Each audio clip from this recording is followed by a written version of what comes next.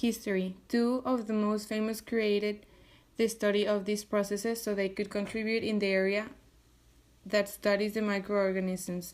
Sergius Winogradsky and Martinus Wilhelm Benjerink were the creators of this extended experiment in which the workers studied the relationships between the different types of microorganisms and mixed columns. Theory. Winogradsky column. It is a column that shows the difference between the microorganisms and how they perform their roles in the organisms. These columns are recycling systems that work with just the energy from the light. The Winogradsky column is a classic demonstration of the metabolic diversity of prokaryotes. Thanks to it, it enables us to see how mineral elements are cycled in natural environments. These columns are used as a source to supply for study and variety of anaerobic, microaerophilic, and aerobic bacteria. Methodology. We first gather all the material, which were mud, newspaper, yolk, 4 empty bottles, and water from the river. The empty bottles were named in the following way: control, carbon, sulfur, and carbon and sulfur. The control bottle was filled with soil and river water. The carbon bottle was mixed with soil, water, and newspaper. The sulfur bottle was soil, water, and yolk. The carbon and sulfur bottle was mixed up with all the complements. We left the bottles outside and waited for them to make some change. Until the last weeks, we started noticing big changes. Observations. At the bottom of the bottle, there is no oxygen. Anaerobic bacteria grew. In the water above the soil, there are algae cells produce oxygen. The residues got lower, so the oxygen levels decreased, and the hydrogen sulfide levels increased.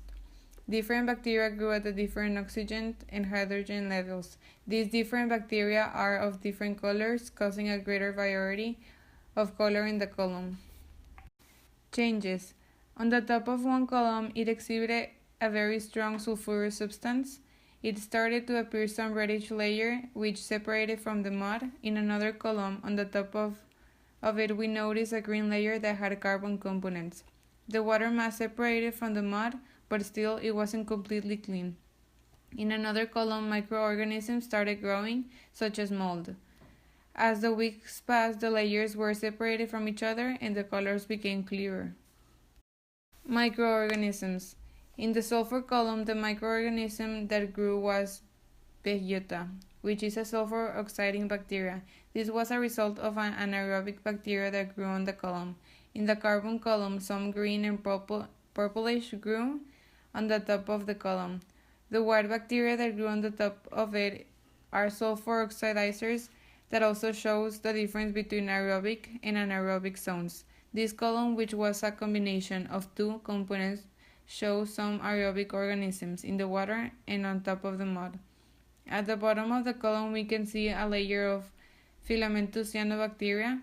Last but not least, the column of control, which had no organisms at all because it didn't have as many as the components as the other columns, which it stayed completely aerobic.